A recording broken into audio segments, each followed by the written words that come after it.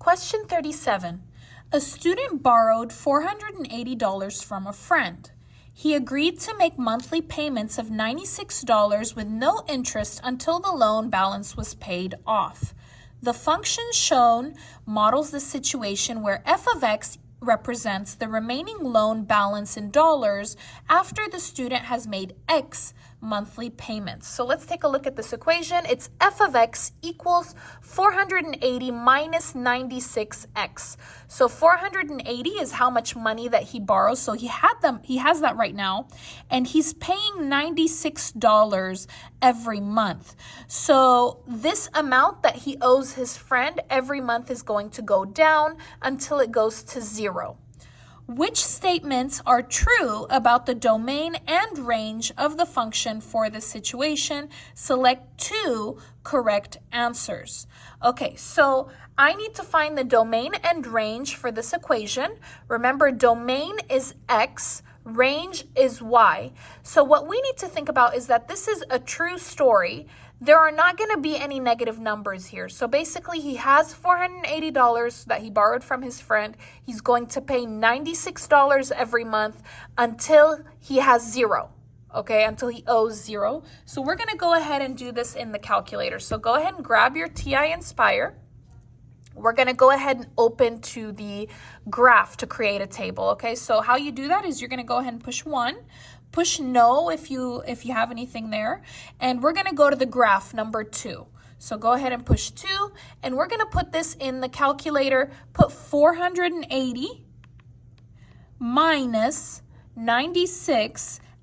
This is not x. This is x right over here. Okay, push that x. And then go ahead and push enter. Now to make a table, you need to push Control T. Control T for table. Control T. All right. So this actually starts at month 0. So remember, month is x. So go ahead and go up.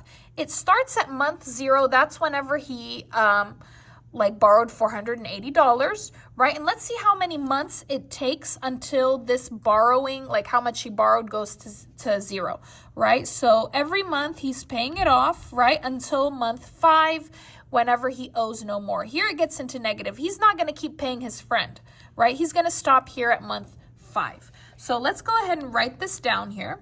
Okay, so domain and range. Domain is x, range is y.